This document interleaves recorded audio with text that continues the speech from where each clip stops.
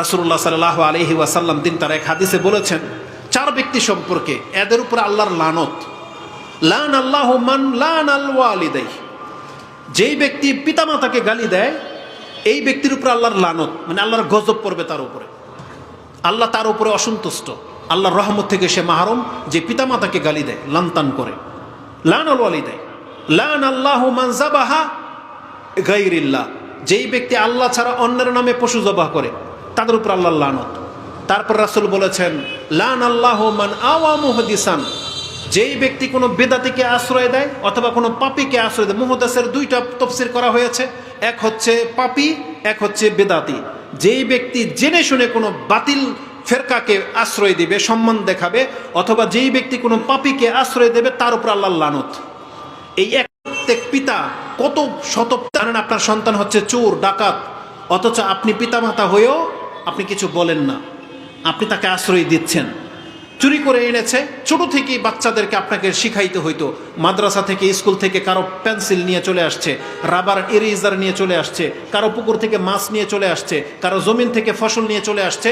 বাপ মা মনে করে আমার ছেলেটা বিচক্ষণ, না আপনি ভুল করলেন, আপনার ছেলেটা জালেম, সে চুরি করে এনেছে। আপনাকে এখন থেকে ওকে শিক্ষা দিতে হইতো যে না বলে কোনো জিনিস, কোনো ব্যক্তির জিনিস আনতে হয় না, এটা হচ্ছে পাপ। এই ছেলেগুলাই পরবর্তীতে বড় বড় দুর্নীতিবাজ হয়। আজকে আমাদের সমাজের যাদেরকে নেতা বানানো হয় তারা চুরি করা প্রত্যেক শিখছে, ওই স্কুল লাইফ থেকেই শিখছে। এই জন্য আমাদের পিতামাতাদের উচিত এগুলোকে প্রশ্রয় না দেওয়া।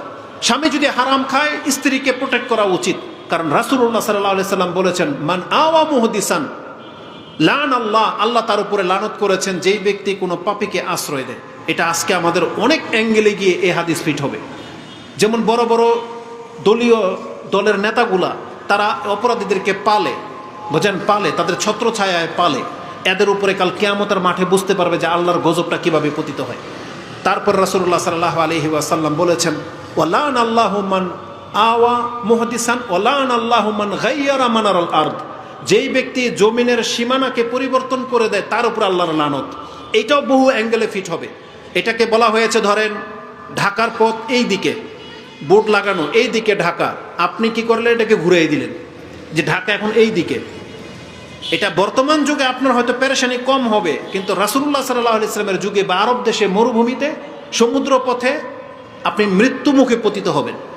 এই দিকে যদি রাস্তা থাকে আর আপনি যদি এটা মরুভূমির দিকে ঘুরিয়ে দেন, এই ব্যক্তি যদি মরুভূমির দিকে যায় আর ফিরে আসার তার কোনো উপায় থাকবে না, রাস্তা হারিয়ে ফেলবে। এই হাদিসটাকে যদি আপনি জমি সংক্রান্তর ব্যাপারে লাগান, এই যে যারা জমির আইলকে সরিয়ে দেয়, এক হাত ঢুকিয়ে দিল আরেকজনের ব্যক্তির দিকে, জমির দাগ নাম্বার যারা পরিবর্তন করে দেয়, অন্যের নামজারি জায়গাকে নিজের নামে চালিয়ে দিয়ে ঘুষ দিয়ে সে বিক্রি করে দেয়, তার মানে এই যে মান গায়্যারা মানারাল আরদ, যেই ব্যক্তি জমির সীমানাকে পরিবর্তন করে দেয়, চিহ্নকে পরিবর্তন করে দেয়, তার উপরে আল্লাহর লানত। উপরন্ত রাসূলুল্লাহ সাল্লাল্লাহু আলাইহি ওয়াসাল্লাম বলেছেন, যেই ব্যক্তি জমিনের আধা হাত পরিমাণ জায়গা জুলুম করে আত্মসাৎ করবে, তৌবিকাহু ইয়াউমাল কিয়ামাতি ইলা সাবি আরাদিন, কিয়ামতের মাঠে এই ব্যক্তির ওই সমপরিমাণ জমিন 7 তবক পর্যন্ত খোঁড়া হবে এবং ওর কাঁধের মুখে চাপিয়ে দেওয়া হবে। আল্লাহ বলবে, এবার উঠা তুই। আপনি কি ওই যে যারা মাটি কাটে তাদের ওরাটা দেখেছেন না? 1 মণ ওজন হয়, তাই না? ওকে যদি 1 ডেকু মাটি দিয়ে দেওয়া হয়, ও তুলতে পারবে?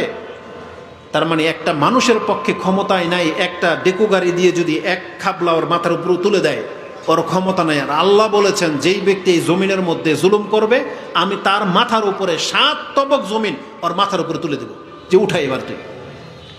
ক্ষমতা থাকলে এবার জান্নাতের দিকে যেয়ে দেখা। এই জন্য এটা খুব মারাত্মক ব্যাপার।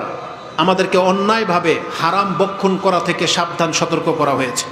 রাসূলুল্লাহ সাল্লাল্লাহু আলাইহি ওয়াসাল্লাম বলেছেন, কুল্লু লাহমিন নাবাতা মিনাস সুহুত ফান্নারু আওলা বিহি, প্রত্যেকটা হারাম যা মানুষের রক্ত মাংস তৈরি হয় এমন প্রত্যেকটা গোশত এর হক হচ্ছে জাহান্নাম, সে জান্নাতে যেতে পারবে না। লা ইয়াদখুলাল জান্নাহ লাহমা নাবাতা মিনাস সুহুত, যেই মাংস হারাম খেয়ে হয়েছে সেই মাংস কোনোদিন জান্নাতে যেতে পারবে না। আন্নারু আওলা বিহি, এটা ইমাম তিরমিজির শব্দ উল্লেখ করেছেন যে তার এই দেহটার হক হচ্ছে আগুন। এটা খুব সেন্সিটিভ। এই হারাম খেয়ে অন্যায়ভাবে অন্যের সম্পত্তি আত্মসাৎ করে আপনি যে জুলুম করতেছেন, আপনি প্রথমত আপনার মর্যাদা হারিয়েছেন। আপনার মর্যাদা কি জানেন?